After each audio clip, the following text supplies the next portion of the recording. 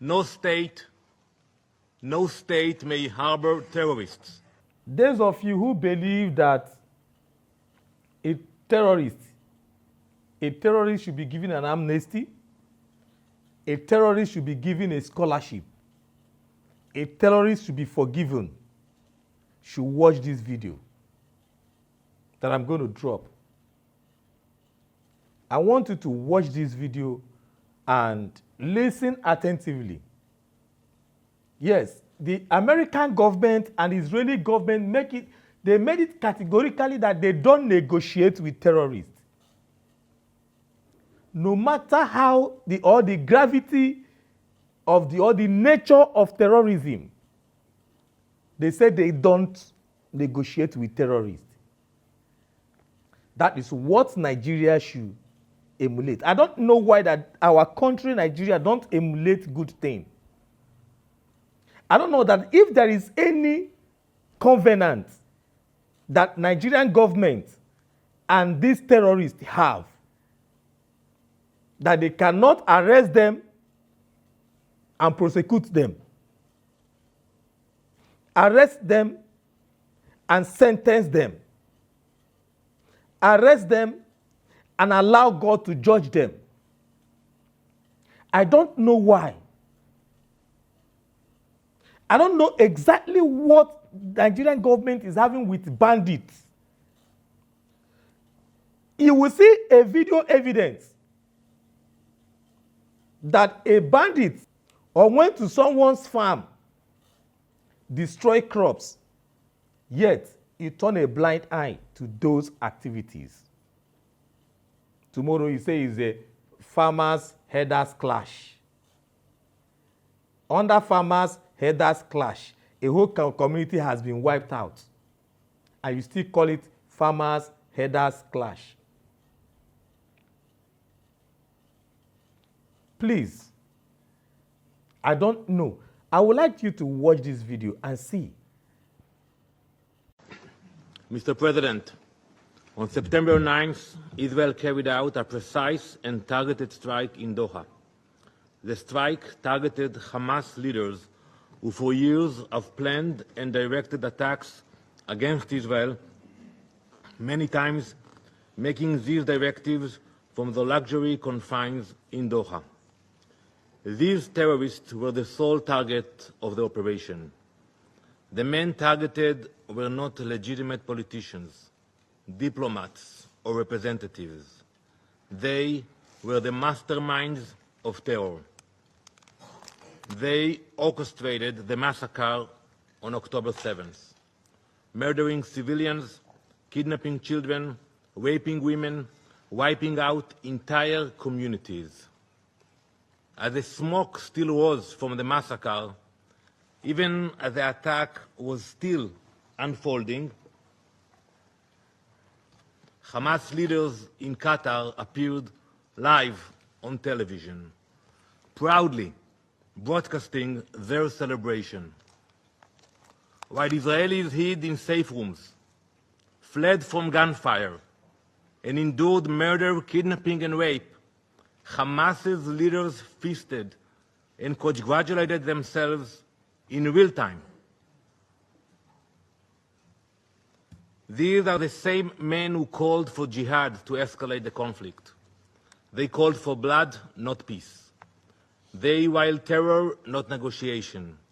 And the terror has not stopped. Just days ago, at Ramot Junction in Jerusalem, Hamas terrorists opened fire on a bus stop crowded with children and adults. 6 innocent people were murdered, among them a 25-year-old who had immigrated from Spain, recently married and building his future in Israel, a rabbi who had dedicated his life to teaching the next generation, 2 residents of the community struck down in their own neighborhood. Among the wounded was a woman 8 months pregnant, left to fight for her life and the life of her unborn child. These are not numbers. They are lives, families, futures stolen. When the gunfire stopped, the bus and the pavement around it were drenched in blood. This is what terrorism looks like. mothers clutching babies, a bus stop turned into a battlefield, a community scared in seconds. This is the reality we face in Israel. Terror raising its ugly head almost every single day. And let this council be reminded, there can be no immunity for terrorists. Hamas immediately praised the killers as heroic and exceptional, later claiming full responsibility for the attack and calling the massacre of innocent people a natural response. There is nothing natural about this. It is terror, pure and simple. Today, 48 innocent people are still held hostage by Hamas. Their families live in daily pain. It has been more than 700 days that innocent people have been trapped in Hamas captivity. 700 days of cruelty and abuse. Hamas has used them as bargaining chips, turning their suffering into currency. But let me be clear, there is no immunity for terrorists, not for those who commit it and not for those who enable it. Israel has agreed to President Trump's ceasefire proposal. We are ready to stop the fighting, but Hamas refuses. They keep the world waiting. They are in no rush. They have the time. Indifferent to the human suffering that their delay causes. And who suffers from this refusal? Not the leaders of Hamas, living abroad in the Ritz-Carlton in Doha. They don't suffer, they have the time. But the hostages languishing in their cells and the people of Gaza used as human shields. From the start, Hamas's strategy has been to embed its weapons among civilians. They hide rockets in schools, command centers in hospitals, and tunnels under homes. They put their own people in harm's way, then cry crocodile tears when civilians are hurt. Our fight is with Hamas, not with the people of Gaza, not with the state of Qatar. Israel will continue to take precautions to protect innocent lives. That is the difference between us and those who glorify massacre and terror. Like in the Bible, like Cain in the Bible, who was marked for the murder of his brother, so too are Hamas's leaders marked for their crimes. It doesn't matter where they hide, whether in the tunnel in Gaza or in a luxury hotel abroad. The mark of Cain is upon them. For too long, Hamas leaders have been sheltered not only in Doha, but in Beirut, Tehran, and elsewhere, parading as politicians and statesmen while acting as terrorists. They are treated like celebrities, when in reality, they are commanders of massacre and barbarism. This false disguise of legitimacy gave them freedom to move, to buy weapons, to recruit through so-called humanitarian networks, and to spread propaganda on international platforms that should have rejected them. This strike sends a message that should echo across this chamber.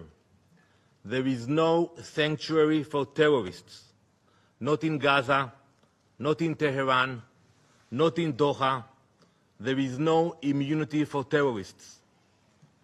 And yet, here in this council, some members chose to give Hamas legitimacy, even protection. Israel will not. We will act against the leaders of terror wherever they are hiding. Mr. President, we have heard today in this council allegations about a breach of the territorial sovereignty of Qatar. But one must ask, where were these concerns when sovereignty was violated by terror itself? On October 8, when Hezbollah launched rockets across Israel's border, when Houthis fired a ballistic missile at Ben Gurion Airport, or just days ago, when a Houthi drone crashed into the arrivals hall of Rabon Airport, injuring civilians? How can anyone hide behind allegations appealing to the principles of international law while giving legitimacy to those who openly glorify October 7th and continue to plot terror? Mr. President, this brings me to Qatar. Prime Minister Al-Thani, the time for Qatar to choose has come. For too long, Qatar has harbored terrorists, offering Hamas leaders sanctuary in luxury hotels while they orchestrate massacres and terror attacks. History will not be kind to accomplices. Either Qatar condemns Hamas, expels Hamas, and brings Hamas to justice, or Israel will. Mr. President, the world has faced moments like this before. Today, the world remembers the devastating terrorist attacks of September 11th. That tragic day, like October 7th for Israel, was a day of fire and blood.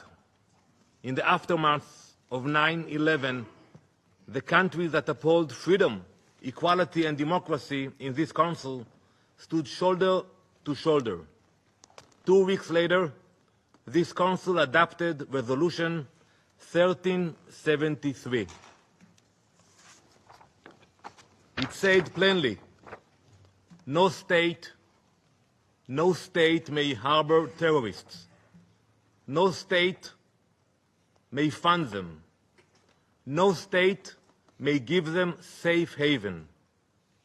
I urge you all to read this resolution. Any government that does so breaks this council binding obligations. That principle was clear then.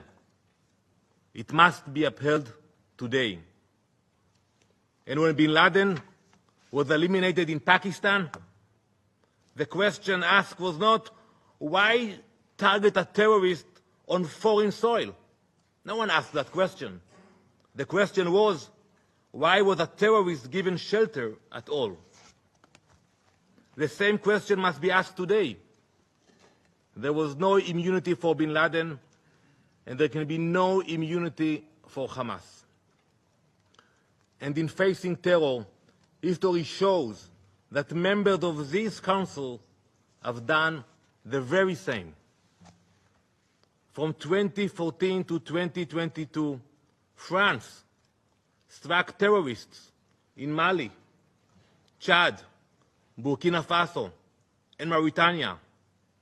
In 2014 and 2015, the United Kingdom carried out airstrikes in Iraq and Syria against ISIS. So I ask, if these actions were justified then, why is Israel singled out now? Why are claims concerning sovereignty invoked only against Israel and ignored when others act to defend themselves? Is Israeli blood worthless? The question to ask is not why Israel targets the mastermind of terror, but why they are sheltered abroad, while hostages starve in captivity and Gazans are left to suffer. Israel's fight is not only Israel's. It is a fight of all who believe in democracy against those who worship death and violence, light against darkness, civilization against barbarism, justice against terror. We will continue until the hostages are free, until our people are safe, and until terror can no longer find sanctuary in any corner of the world, because there is no, and there never will be, immunity for terrorists. Thank you, Mr. President.